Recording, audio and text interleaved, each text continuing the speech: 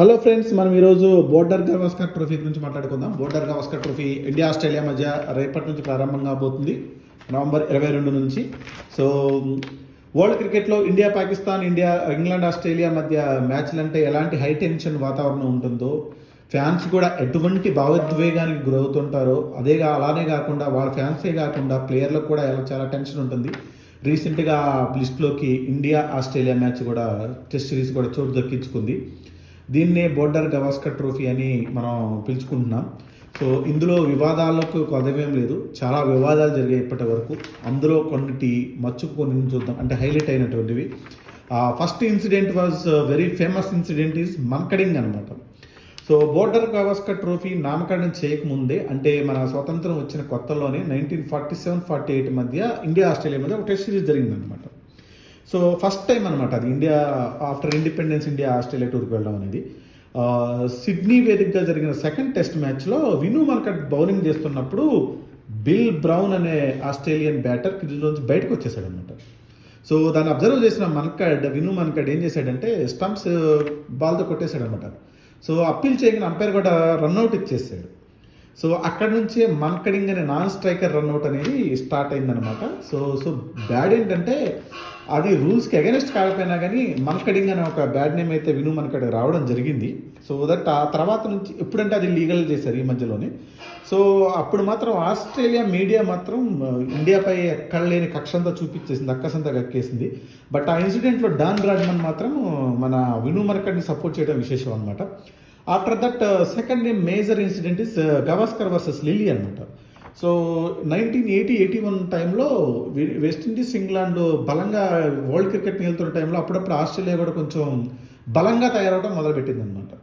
So అదే టైంలో India కూడా కొంచెం కొన్ని విజయాలను అలవాటు చేసుకోవడం, విజయాలు సాధించడం, సో తనదైన ముద్ర వేస్తుంది అనమాట. అప్పుడు అండర్ డాగ్గా బరిలో దిగి చాలా టీంలు మట్టి కనిపించడం అట్లాంటివన్నీ కూడా.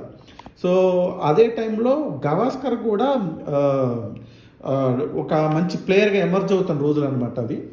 సో ఆ మ్యాచ్లో ఏం జరిగిందంటే అంపైర్ అనేది రెక్స్ వైట్ హెడ్ అనే అంపైర్ అనమాట ఎల్బీ విషయంలో రాంగ్ డెసిషన్ ఇవ్వడంతో గవాస్కర్ కోపంతో తన పార్ట్నర్ అయినటువంటి చేతన్ చౌహాన్ తీసుకొని గ్రౌండ్ వదిలేసి వచ్చాడు అనమాట.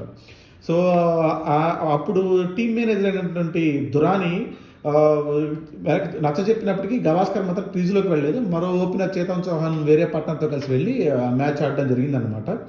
సో ఆ తర్వాత గవాస్కర్ చెప్పింది ఏంటంటే, అదే సమయంలో డెన్నిస్ లిల్లీ తన పట్ల అసభ్యకరంగా మాట్లాడటంతో, అబ్యూజింగ్ చేయడంతో పాటు ఆస్ట్రేలియన్ టీం సభ్యులు కూడా అట్లనే చేయడం వల్ల తను టీంలో రాకుండా డగౌట్కే వెళ్ళిపోయాడు అనమాట. అది సెకండ్ మేజర్ ఇన్సిడెంట్. తర్వాత మేజర్ ఇన్సిడెంట్ మాత్రం Bhajji versus Simon, Harbhajan Singh versus Symonds. So world క్రికెట్లోనే అత్యంత వివాదాస్పదమైన సంఘటన అని ఇది చెప్పుకోవచ్చు అనమాట. 2008లో Indian cricketer Harbhajan, Australian player Andrew Symonds మధ్య మంకీ గేట్ వివాదం చెలరేగిందనమాట.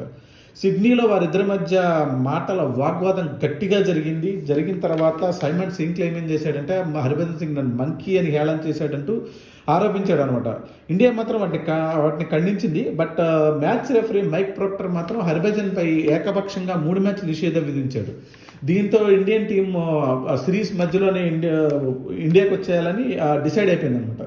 ఆ టైంలో ఐసీసీ కలగజేసుకొని ఈ నిషేధాన్ని క్యాన్సిల్ చేసిందనమాట.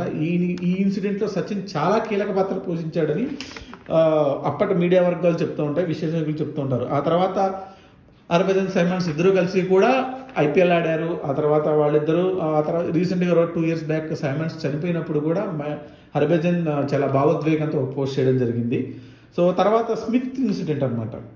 ఇదేంటంటే 2017-18లో ఇండియా వచ్చి Smith Australia team versus India test match బెంగళూరులో జరుగుతుందన్నమాట.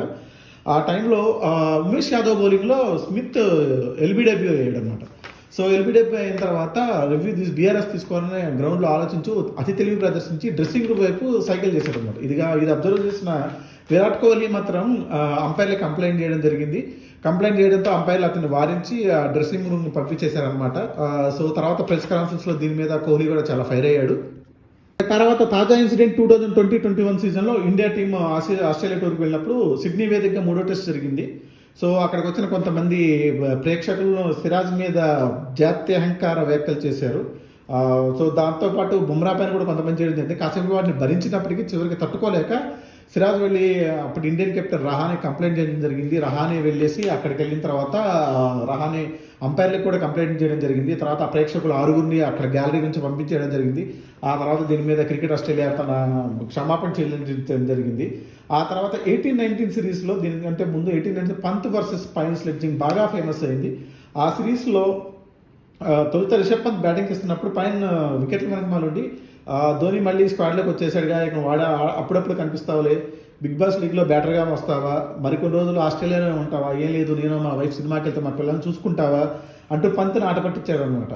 ఇక తర్వాత చూసుకోండి, పంత్ తన ఛాన్స్ వచ్చినప్పుడు ఊరుకుంటాడా, చెల్లరైపోయాడు. టిమ్ పైన్ అప్పుడు టెంపరీ కెప్టెన్గా ఉన్నాడు అనమాట. స్మిత్ బదులు అంటే బాల్ ట్యాంపరింగ్ విషయంలో స్మిత్ పక్కా తప్పుకోవడంతో టిమ్ పైన్ కెప్టెన్గా ఉన్నాడు అనమాట ఆ టైంలో. సో అప్పుడు బ్యాటింగ్ వచ్చిన పైన్ పంత్ మాటల బాణాలు వదిలేడు అనమాట. అవన్నీ కూడా ఎప్పటికీ కూడా మీకు ఏ యాడ్లో చూసినా బోర్డర్ గవాస్కర్ ట్రోఫీ యాడ్ ఎప్పుడు వచ్చినా కూడా అందులో చూపిస్తూ ఉంటారు. సో అప్పుడు అతను ఏం చెప్పాడంటే, ఇక్కడ మీకు వ్యక్తి గురించి చెప్పాలి, అతడు స్పెషల్ గెస్ట్, ఎందుకంటే అతడు టెంపరీ కెప్టెన్ పైన ఒక ఆట ఆడుకున్నాడు. సో మళ్ళీ ఇప్పుడు Australia versus India border Gavaskar trophy జరుగుతుంది. ఇందులో ఇంకా ఎన్ని వివాదాలు జరుగుతాయో, ఇంకెంత కవింపులు ఉంటాయో చూడాలి. ఇండియా హ్యాట్రిక్ కోసం చూస్తుంది ఆస్ట్రేలియా గడ్డ మీద. సో ఇప్పటికే ఆస్ట్రేలియా మీడియా అండ్ మాజీలు కూడా తమ వాగ్బాణాలతో వాతావరణాన్ని వేడెక్కించేశారు. న్యూజిలాండ్తో వైట్ వాష్ తర్వాత ఇండియా కూడా చాలా ప్రతీకారంగా ఉంది. ఈ టెస్ట్ సిరీస్ని చాలా ప్రతిష్టాత్మకంగా తీసుకుంది. సో ఇక షెడ్యూల్కి వచ్చేస్తే మొదటి టెస్ట్ నవంబర్ 22 నుంచి 26 వరకు పెర్త్ వేదికగా మన టైంలో 7:50 మొదలవుతుంది. రెండో test అడ్లైట్ test, it is day and night test, pink ball test.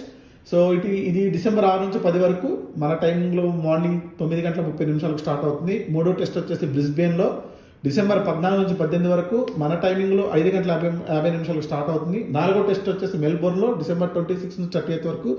దీన్ని బాక్సింగ్ డే టెస్ట్ అని కూడా అంటారు. ఇది ఉదయం 5 గంటలకు మొదలవుతుంది. ఐదో టెస్ట్ సిడ్నీ జనవరి 3 నుంచి 7 వరకు 2025లో ఉదయం 5 గంటలకు మన ఇండియా టైంలో స్టార్ట్ అవుతుంది. ఇవన్నీ డిస్నీ ప్లస్ హాట్స్టార్లో మీరు లైవ్ స్ట్రీమింగ్లో చూడవచ్చు. అదేవిధంగా స్టార్ స్పోర్ట్ నెట్వర్క్లో వచ్చవచ్చు. So please subscribe to my channel.